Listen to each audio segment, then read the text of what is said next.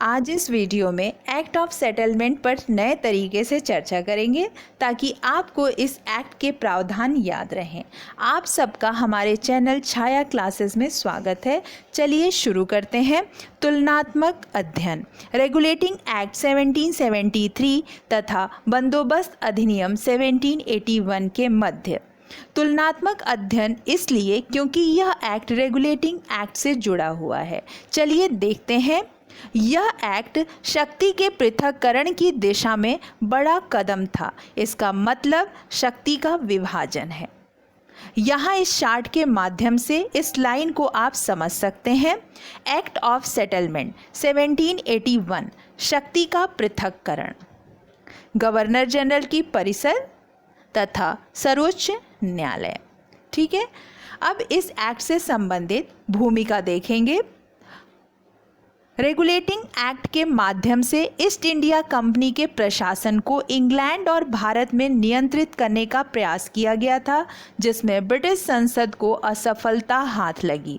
Regulating act के दोषों पर टिप्पणी करते हुए इल्बर्ट कहते हैं, यह दोष स्वाभाविक थे क्योंकि इस अधिनियम के निर्माणकर्ता ब्रिटिश संसद के सदस्य भारतीय स्थिति से पूर्णतः अनभिज्ञ एवं अपरिचित थे। इसलिए ब्रिटिश संसद कंपनी पर नियंत्रण स्थापित करने में विफल रही। परिणामतः ब्रिटिश संसद ने कमियों का अध्ययन करने के लिए 2 समितियां नियुक्त की थीं। प्रथम गुप्त समिति सीक्रेट कमेटी तथा द्वितीय प्रवर समिति सेलेक्ट कमेटी। ठीक है, इसमें प्रवर समिति, जिसके अध्यक्ष एडमंड बर्ग थे, को सुप्रीम कोर्ट तथा गवर्नर जनरल और उसकी परिषद के आपसी विवादों की जांच करने का काम सौंपा गया। प्रवर समिति ने 1781 में अपनी रिपोर्ट सौंपी, जिसके परिणाम स्वरूप ब्रिटिश संसद में सन 1781 का संशोधन अधिनियम पारित किया गया। इसे एक्ट ऑफ सेटलमेंट या बंदोबस्त अधिनियम या बंगाल जुडिकेचर एक्ट 1781 के नाम से भी जानते हैं। इसे ध्यान रखिएगा। सेटलमेंट एक्ट 1781 का उद्देश्य, इसका सर्वप्रमुख उद्देश्य रेगुलेटिंग एक्ट 1773 की कमियों को दूर करना था। यहाँ हम आपको फिर याद दिलाते चलें कि रेगुलेटिंग एक्ट 1773 की सबसे बड़ी कमी यह थी कि सर्वोच्च परिषद, गवर्नर जनरल की परिषद और सुप्रीम कोर्ट के अधिकार क्षेत्रों का स्पष्ट न होना, जिसकी वजह से दोनों के मध्य टकराव होता रहता था। और अधिक जानकारी के लिए रेगुलेटिंग एक्ट पे बने मेरे वीडियो को देख सकते हैं आप। स्टार्ट करते हैं। सेटलमेंट एक्ट 1781 के प्रावधानों का तुलनात्मक अध्ययन। रेगुलेटिंग एक्ट 1773, सेटलमेंट एक्ट 1781 बंदोबस्त अधिनियम के नाम से भी जानते हैं इसे। पहला पॉइंट, रेगुलेटिंग एक्ट में देखिए, कंपनी के पदाधिकारियों का शासकीय कार्य उच्चतम न्यायालय के अधिकार क्षेत्र में आता था। और सेटलमेंट एक्ट के थ्रू क्या हुआ, कंपनी के पदाधिकारी अपने शासकीय कार्यों के लिए उच्चतम न्यायालय के अधिकार क्षेत्र से बाहर हो गए। नेक्स्ट पॉइंट देखिए, रेगुलेटिंग एक्ट में इसके तहत गवर्नर जनरल की परिषद द्वारा बनाए गए नियमों का सर्वोच्च न्यायालय में पंजीकृत कराना आवश्यक था। लेकिन सेटलमेंट एक्ट के थ्रू क्या हुआ, गवर्नर जनरल की परिषद द्वारा बनाए गए नियम का सर्वोच्च न्यायालय में पंजीकृत कराना आवश्यक नहीं था। इससे अब दोनों में टकराव का निवारण हो गया। नेक्स्ट पॉइंट देखिए, रेगुलेटिंग एक्ट में उच्चतम न्यायालय के अधिकार क्षेत्र स्पष्ट नहीं थे।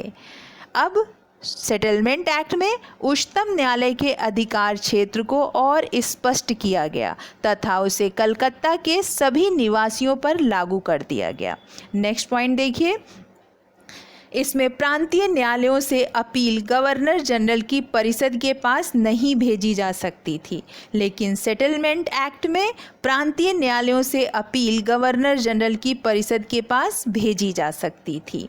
नेक्स्ट पॉइंट देखिए, इसके तहत सरकार या उच्चतम न्यायालयों द्वारा नियम कानून बनाते समय भारतीयों के धार्मिक तथा सांस्कृतिक रीति रिवाजों का ध्यान नहीं रखा जाता था।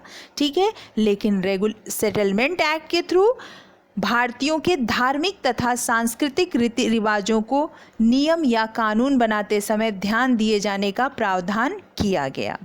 ठीक है, नेक्स्ट पॉइंट देखिए, रेगुलेटिंग एक्ट में इसमें कलकत्ता की सरकार को केवल कलकत्ता प्रेसिडेंसी के लिए कानून बनाने का अधिकार था, लेकिन सेटलमेंट एक्ट में अब कलकत्ता की सरकार कलकत्ता सहित बंगाल, बिहार और उड़ीसा के लिए भी कानून बना सकती थी।